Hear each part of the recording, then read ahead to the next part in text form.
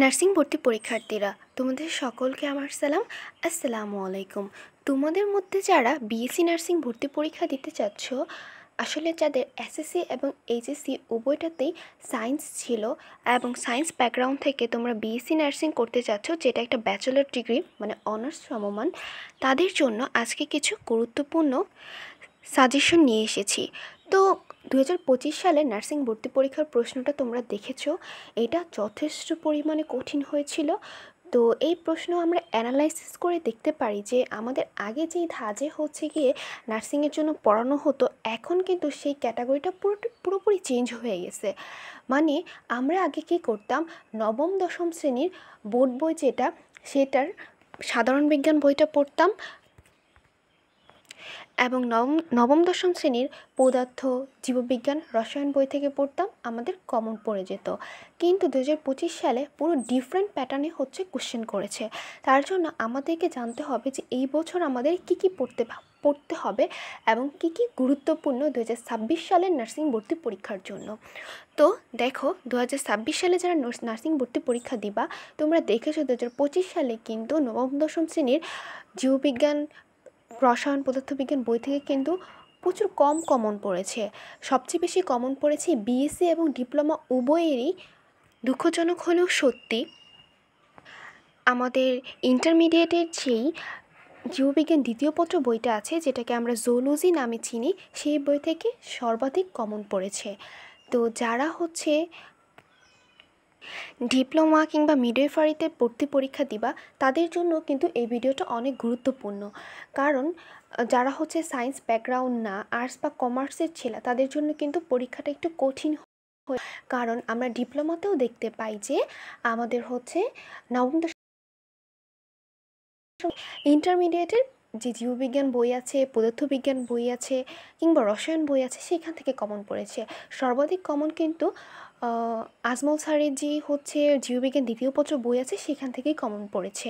তো আমি যেহেতু হচ্ছে মেডিকেলের জন্য প্রিপারেশন নিয়েছিলাম, সেহেতু আমার জন্য এটা যথেষ্ট হেল্পফুল হয়েছিল। আশা করি তোমাদের জন্য এটা যথেষ্ট হেল্পফুল হবে। তার জন্যই নতুন টাইপের একটা সাজেশন তোমাদের মাঝে হচ্ছে প্রেজেন্ট করতে এসেছি। তো আমি হয়তো বা সেভাবে সাজিয়ে গুছিয়ে কথা বলতে পারছি না, তার জন্য আমি আন্তরিকভাবে দুঃখিত।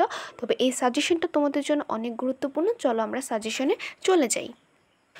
তো দেখো, বিএসসি নার্সিং ভর্তি পরীক্ষার জন্য একাদশ দ্বাদশ শ্রেণীর যে বায়োলজি দ্বিতীয় পত্র বইটা আছে, সেই বইয়ের গুরুত্বপূর্ণ কিছু টপিক এবং গুরুত্বপূর্ণ অধ্যায়, যেগুলো থেকে প্রতি বছরই প্রশ্ন চলে আসে এবং সাধারণত আমরা দেখতে পাই যে বিগত বছরে সর্বাধিক কমন পড়েছে। আমরা সেই রকম কিছু টপিক এবং সেই রকম কিছু অধ্যায় এই ভিডিওতে তোমাদেরকে দেখিয়ে দেব। তাহলে চলো শুরু করা যাক। আমাদের প্রথম অধ্যায়টা হচ্ছে কোষ ও এর রাসায়নিক উপাদান। তো সেইখান থেকে সবচেয়ে গুরুত্বপূর্ণ টপিকটা হলো কোষের গঠন, প্রোটিন, লিপিড, কার্বোহাইড্রেটের কাজ, এনজাইমের গঠন ও কাজ। তোমরা এগুলো খাতায় নোট করে নাও। তারপর আমি এই অধ্যায়গুলো এবং এই টপিকগুলোর উপর এমসিকিউ নিয়ে আসবো, যাতে তোমাদের প্রিপারেশন আরও হেল্পফুল হয়। কোষ বিভাজন থেকে আমরা পড়ব মাইটোসিস ও মিওসিসের পার্থক্য। কোষ চক্রটা খুবই গুরুত্বপূর্ণ। মিওসিসের ক্রসিং ওভার ও এর গুরুত্ব। উদ্ভিদের শারীরতত্ত্ব, পানি শোষণ ও পরিবহন, ট্রান্সক্রিপশন বা বাষ্পীভবন। এইটা কিন্তু ট্রান্সক্রিপশন হবে, যাই হোক টাইপিং মিস্টেক হয়েছে। তারপর হচ্ছে মিনারেলের পুষ্টি। দুঃখিত, আমি আমার পিডিএফ দেখলাম, তো এখানে যে হচ্ছে ট্রান্সপিরেশন, এটা ঠিক আছে, আমি অধ্যায় দেখিনি। উদ্ভিদের শারীরতত্ত্ব থেকে গুরুত্বপূর্ণ হচ্ছে পানি শোষণ ও পরিবহন, ট্রান্সপিরেশন বা বাষ্পীভবন, মিনারেলের পুষ্টি। এগুলো লিখে নাও। যেহেতু আমি মাত্রই হচ্ছে নোটটাকে গুছিয়েছি, তৈরি করেছি, আমি একবারও নোটটা পড়ার সময় পাইনি, সেহেতু আমার একটু ভুল হচ্ছে, কিন্তু যা যা লেখা আছে হুবহু তুমি তোমার খাতায় তুলে নাও। প্রাণীর শরীরতত্ত্ব, সেখান থেকে গুরুত্বপূর্ণ হচ্ছে রক্তের উপাদান ও কাজ, হৃৎপিণ্ডের গঠন ও কাজ, শ্বাসক্রিয়া, বাতাসের চলাচল এবং গ্যাসের বিনিময়, নিঃসরণ প্রক্রিয়া, কিডনির গঠন ও কাজ, হরমোন ও তাদের কাজ, ইনসুলিন, অ্যাডেনিন এবং থাইরক্সিন। প্রজনন থেকে গুরুত্বপূর্ণ মানব প্রজনন অঙ্গের গঠন ও কাজ, গ্যামেটোসিস এবং মেনস্ট্রুয়াল সাইকেল, মানে হচ্ছে মেয়েদের যে পিরিয়ড হয় সেটার সাইকেলটা খুবই গুরুত্বপূর্ণ। তোমরা এটা বই খুলেও পড়ে নিতে পারো, বইয়ের মধ্যেও আছে, আর এগুলো কিন্তু মেডিকেলের জন্যও গুরুত্বপূর্ণ। উদ্ভিদের প্রজনন থেকে পড়ব ফুলের গঠন, পরাগায়ন ও নিষিক্তকরণ, বীজ ও ফলের গঠন। এগুলো বইয়ের মধ্যে টপিক আকারে পাবে, তোমরা বইও হচ্ছে গিয়ে দাগ দিয়ে রাখতে পারো খুঁজে খুঁজে। জিন তত্ত্ব থেকে আমরা পড়ব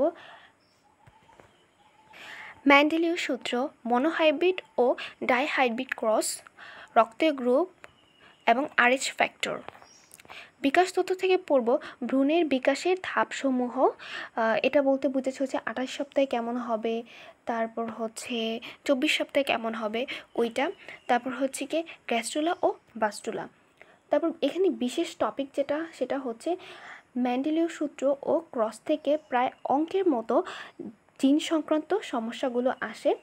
হরমোন ও রক্ত থেকে এমসিকিউ বেশি আসে, তার জন্য এটা বেশি গুরুত্বপূর্ণ। আমি আলাদা নোট দিয়ে হচ্ছে গিয়ে লিখে দিছি।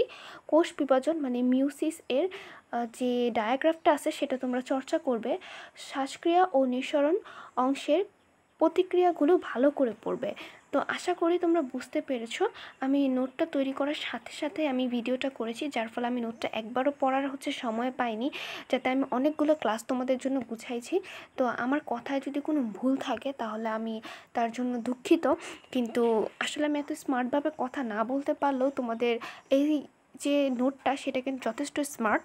তো এইটা তোমরা ফলো করবে, সেই অনুসারে পড়বে, তোমার জন্য অনেক উপকার হবে।